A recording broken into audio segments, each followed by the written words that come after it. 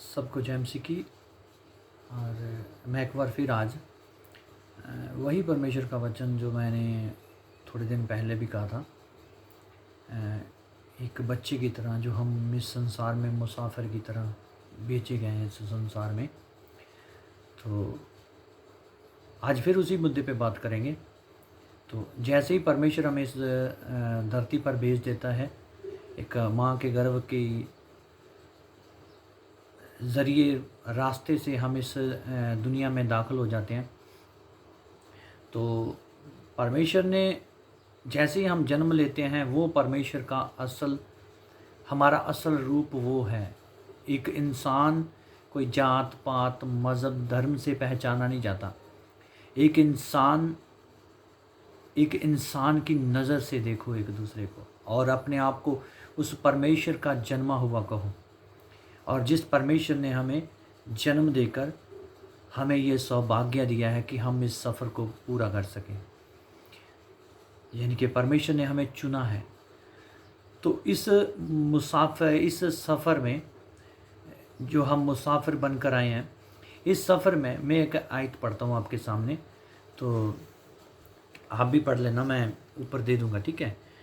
तो यहाँ पर लिखा है पहला कुरिन्थिया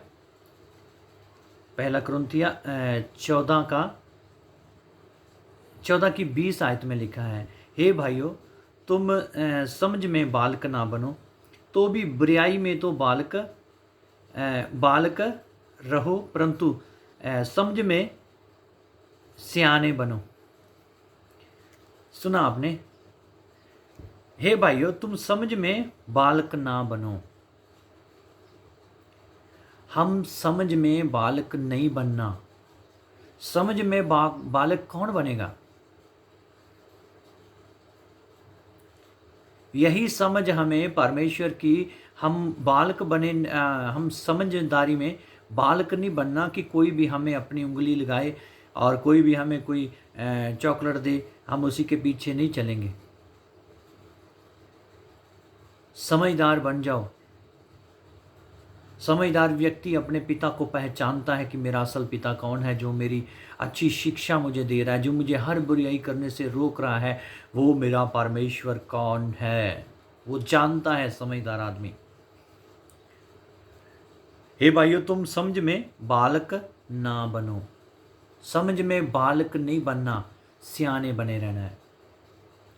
हम सियाने बनेंगे इस सफ़र में, जो सफ़र हम तय कर रहे हैं ना, इस सफ़र में हमें समझ में बालक नहीं बनना, सियाने बनना है। सियाने, समझदार। हमें कोई भी इस दुनिया से गुमराह ना कर सके। हमारे जीवन में आकर कोई भी हमें ये बुरी शिक्षा ना दे, हमें जात पात मज़हब में बांध ना ले कोई। याद रखना, इसी समझदारी से चलना है हमें। फिर याद दिलाता हूँ, तुम समझ में बालक ना बनो। समझ में बालक ना बनो, सियाने होना है। और आप देखना, एक जब छोटा बच्चा होता है, छोटा बच्चा जब जो उसका माँ बाप होता है, वो उनको कोई भी ऐसी चीज़ नहीं देगा। जैसे मान लो कि छोटा बालक ही अभी, और वो जिद करे कि पापा या मम्मी, मैं तो आपकी बाइक चलाऊंगा, क्या पापा बाइक चलाने देगा? उसको पता है ये बालक है, अभी ये बाइक नहीं चलाएगा, चला नहीं पाएगा, ये दुर्घटना हो जाएगी, दुर्घटना हो जाएगी, नहीं चलाने देगा वो। उसको पता है ये बालक है, ये चाहे जितनी मर्जी बच्चा वो करे, जिद करेगा, पर बाप जो है ना, वो समझदार है, उसको वो बाइक चलाने नहीं देगा।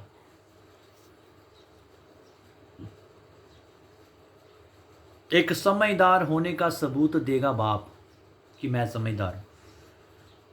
वही कुछ समय में, कुछ सालों के बाद, वही पिता का जब पुत्र, वही बालक जब समझदार हो जाएगा, तो फिर वो कहेगा, पापा मुझे बाइक चलाने दो, मुझे अपना मोटरसाइकिल चलाने दो, या गाड़ी चलाने दो। तो पिता को समझ आ जाएगा, मेरा बालक अभी सियाना हो चुका है, समझदार है, अभी वो बाइक भी चला सकता है और मेरी गाड़ी भी चला सकता है। फिर पिता रोकेगा नहीं उसको। वो समझदार हो जाएगा। सेम ऐसे ही हमें इसी जीवन में, इसी सफ़र में चलना है समझदारी से। समझदारी से हमें परमेश्वर में आगे बढ़ना है। आगे एक बहुत अच्छी लाइन लिखी है, तो भी बुराई में तो बालक बालक रहो। बुराई में हमें न्याणे बालक बने रहना है। और यही बात मैं समझाने के लिए आपको ये बताने आया हूँ कि एक नवजन्मा शिशु जिसे कोई जात पात मज़हब का नहीं पता होता, वो उसको बुराई का पता नहीं होता। जो नवजात जन्मा शिशु, जब एक बच्चा इस दुनिया में आता है, माँ की गोद में आता है, तब बच्चे को कुछ भी नहीं पता होता पाप के बारे में, और शैतान चाहकर भी उस बच्चे को अपने वश में नहीं कर सकता। क्यों? क्योंकि वो बालक है, न्याणा है, बच्चा है अभी वो। उस बच्चे पर अधिकार शैतान नहीं जमा सकता। वो अभी परमेश्वर के रूप में है, वो अभी बच्चा है। उसको जात, धर्म, मजहब या कोई और पाप में वो कैद नहीं कर सकता, अपने जाल में फंसा नहीं सकता। क्यों? क्योंकि वो बच्चा है अभी।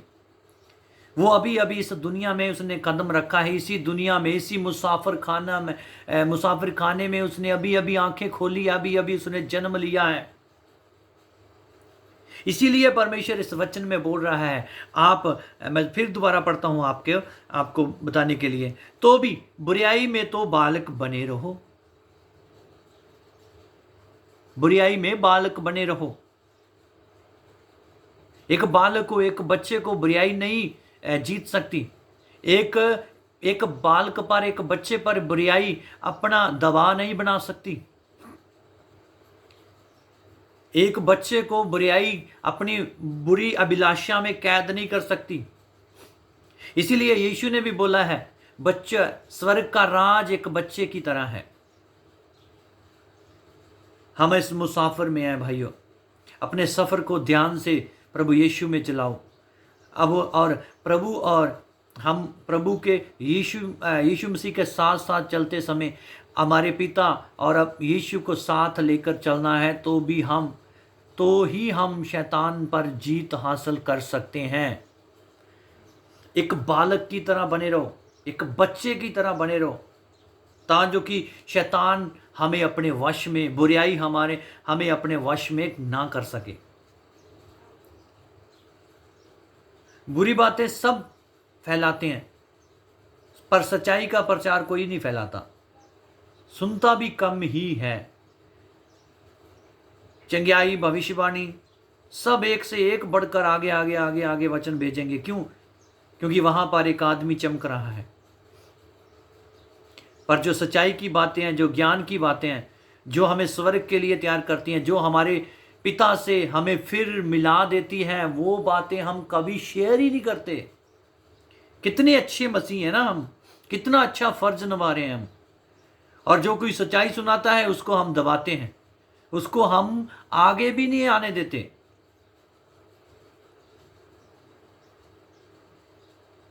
कृपा आप इस बात को समझो, बुराई में बच्चे बने रहना है, और बच्चे पर बुराई कभी भी कब्जा नहीं कर पाती। इसीलिए प्रभु ने कहा है, दोबारा मैं पढ़ता हूं, हे भाइयों, तुम समझ में बालक ना बनो, तो भी बुराई में तो बालक ही बने रहो, परंतु समझ में सियाने बनो। समझ में सियाने बनना है, बुराई में बालक ही बने रहना है। और जब हम एक बच्चा बने रहेंगे तो बुराई हम पर कब्जा नहीं करेगी। आज बुराई हर एक मसीही के अंदर उन पर कब्जा कर चुकी है। आज हर एक पूरे इंसान में जब एक बच्चा पैदा होता है, किसी भी धर्म में पैदा हो जाता है, उसको बुराई अपने वश में कर लेती है। इसलिए आप इससे आज़ाद हो जाओ और आगे क्योंकि प्रभु ने चाहा है इसीलिए आए हैं, तो आगे प्रभु जैसे चलाएगा चलेंगे। छोटा प्रचार है क्योंकि लोगों के पास इतना वक्त ही नहीं है कि ज़्यादा समय निकाल सकें, तो ज़्यादा नहीं है, 10 मिनट का शायद होगा, तो आप इसको सुनो ज़रूर, ठीक है। और आगे और भी है वचन, बहुत सारा वचन है। वचन कभी भी ख़त्म नहीं होगा। परमेश्वर की अच्छी बातें कभी ख़त्म नहीं होती। वो ज्ञान की बातें देता है परमेश्वर में। और वो, मैं फिर बोल रहा हूँ, मेरा इंट्रोडक्शन, मेरी आपको पहचान, या मैं आपको अपने पहचान दूँ, ये ज़रूरी नहीं है। हमारे लिए प्रभु का वचन ज़रूरी है। ये वचन, अच्छा ज्ञान प्रभु हर किसी के पास पहुंचना ज़रूरी है। इसको पहुंचाना है, यही हमारी ड्यूटी है। और इसी वचन में इतनी ताकत है, ये एक तलवार से भी बढ़कर काम करता है। ये ऐसा हथियार है जो इंसान को मारता नहीं है, इंसान की बुराई को खत्म कर देता है। ये हथियार किसी के पास नहीं है, हमारे पास है। हमारे पास, हम सब बहन भाइयों के, मसीही लोगों के पास है ये हथियार, पर हम इसको इस्तेमाल नहीं करते। हम वही चिंगियाई, वही भविष्यवाणियों के पीछे ढूंढते रहते हैं। आप याद रखना एक बात, भविष्यवाणी आपको कभी भी दुल्हन के रूप में तैयार नहीं करती, याद रखना। चमत्कार आपको दुल्हन का जन के रूप नहीं देता। एक पास्टर को जब हम यीशु का ओहदा दे देते हैं, वो दुल्हन की तैयारी नहीं है।